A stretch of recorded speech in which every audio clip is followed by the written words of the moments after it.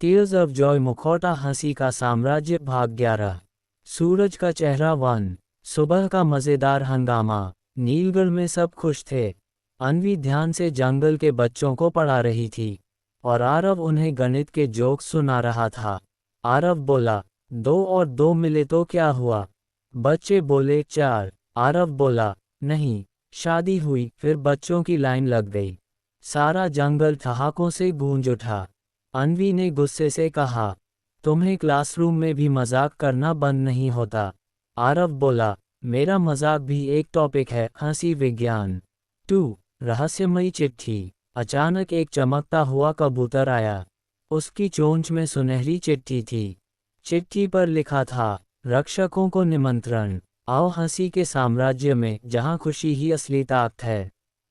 पर सावधान, हंसी की रानी उदास हो चुकी है और अगर उसकी हंसी वापस न आए तो पूरा साम्राज्य पत्थर बन जाएगा। आरव बोला, मतलब अब कॉमेडी शो करने जाना है? तैयार रहो अन्वी, मैं हूं न स्टार कॉमेडियन। अन्वी ने सिर पकड़ लिया। हे भगवान, अब ये क्या करेगा?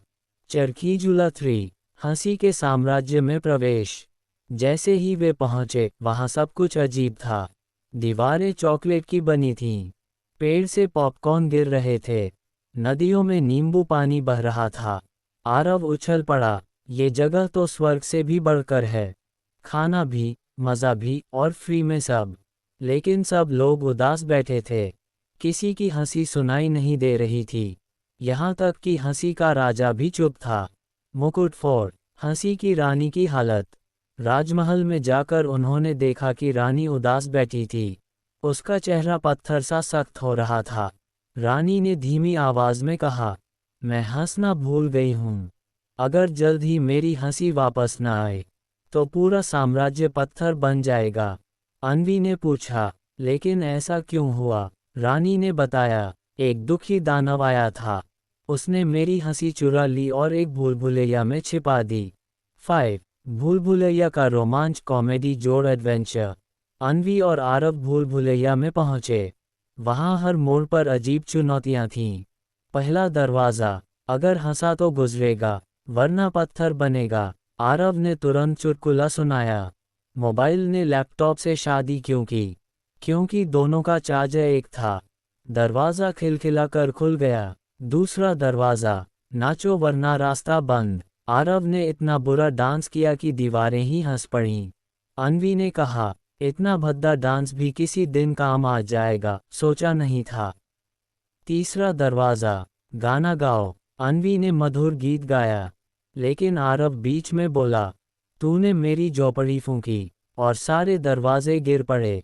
अस्टोनिश्ड फेस 6। दुखी दानव का सच। भूलभुलैया के बीचों बीच दुखी दानव बैठा रो रहा था। उसने कहा, मैंने हंसी इसलिए चुराई क्योंकि मुझे कोई हंसाता नहीं। सब मुझे डरावना समझते हैं। अन्वी ने नर्म स्वर में कहा, हंसी बांटने से बढ़ती है। तुम चाहो तो हमारे दोस्त बन सकते हो। आरव ने मजाक किया, अगर तू दुखी रहेगा तो तेरा नाम बदलकर खुशी दानव रख दूंगा। दानव ठहाका मारकर हंस पड़ा और उसी पल रानी की हंसी वापस लौट आए। इंद्रधनुष 7। हंसी का उत्सव। पूरा साम्राज्य चमक उठा। लोग नाचने लगे, पेड़ों से कैंडी बरसने लगी और राजा बोला, आज से तुम्हें मिलेगा हंसी का मेडल। आरव ने गर्व से कहा, तो अब मैं हूँ comedy champion of the universe. Anvi बोली, हाँ, लेकिन ध्यान रहे तुम्हारे जोक्स सुन सुनकर मैं भी पत्थर न बन जाऊं।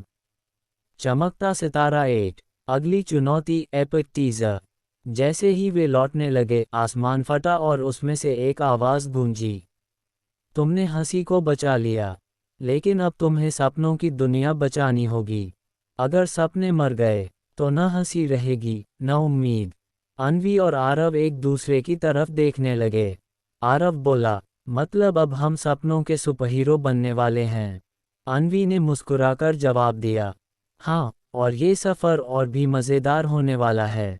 आगे कहानी में क्या होगा जानने के लिए पढ़ते रहिए जादुई जंगल। लाइक और सब्सक्राइब करना ना भूले, इससे हमें आगे और लाजवाब कहानी लिखने की प्रेरणा मिलती है।